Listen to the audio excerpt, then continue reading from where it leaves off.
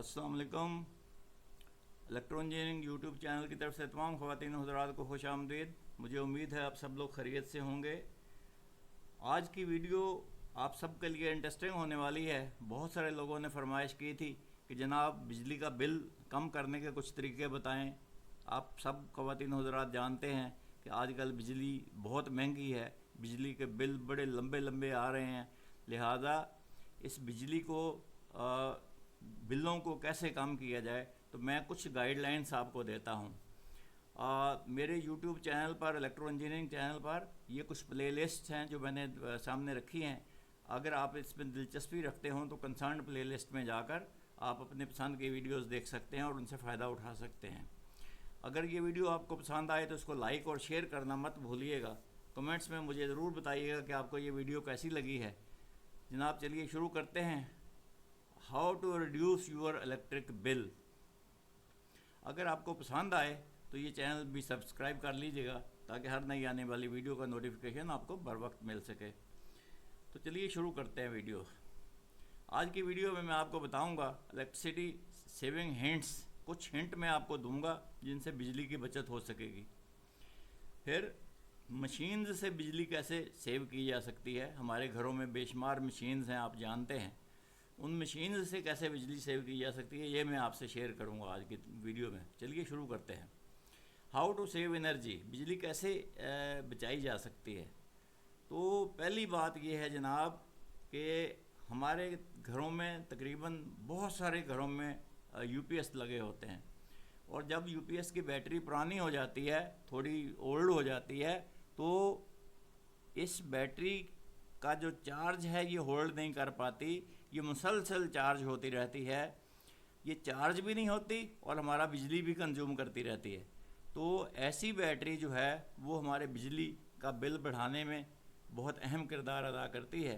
तो बराए मेहरबानी अपने यूपीएस पर नज़र रखिए। अगर वो बैटरी मुसलसल चार्जिंग पे है तो ऐसी बैटरी को बदलिए ताकि आपका बिजली का बिल कम हो सके।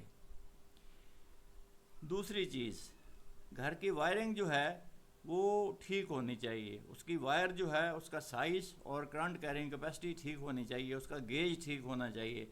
ये देखिए, ये मैंने एक वायर दिखाई है, ये 329 की वायर है। ये 3 तारें हैं इसके अंदर। ये 3 तारें जो हैं इनकी थिकनेस ठीक होनी चाहिए।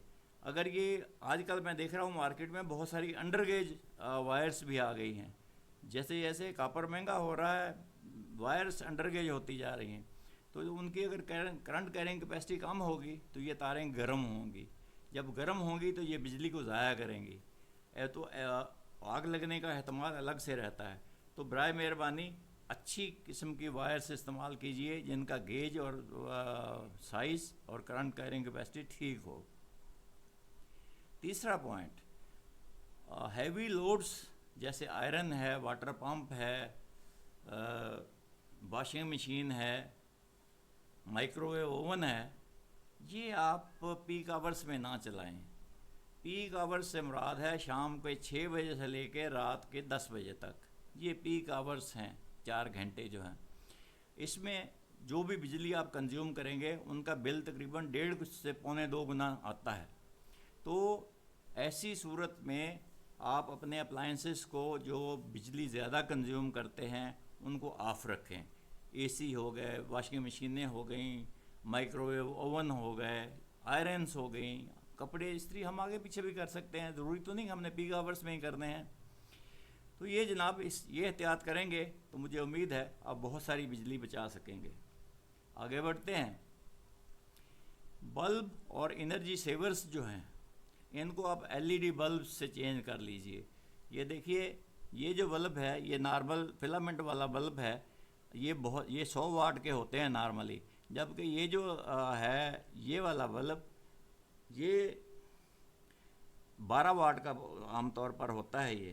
तो ऐसी सूरत में आप ये वाले एलईडी बल्ब्स जो हैं ये वाले इनको इस्तेमाल करें और इनको जो है वो इस्तेमाल ना करें। ये 12 वाट के तकरीबन वही लाइट देते हैं जो ये 100 वाट में देते हैं। तो ये बहुत बिजली कंज्यूम करते हैं। इसलिए तमाम बल्ब्स जो हैं और एनर्जी सेवर्स जो हैं उनको एलईडी बल्ब से बदल लीजिए। پھر اپنے گھر میں ہو سکے تو سولر سسٹم انسٹال کیجئے، سولر پلیٹیں لگائیے۔ یہ سولر پلیٹیں جو ہوتی ہیں یہ تقریباً 25 سال سروس دیتی ہیں آپ کو، 25 سال تک آپ کو بجلی پیدا کر کے دیتی ہیں۔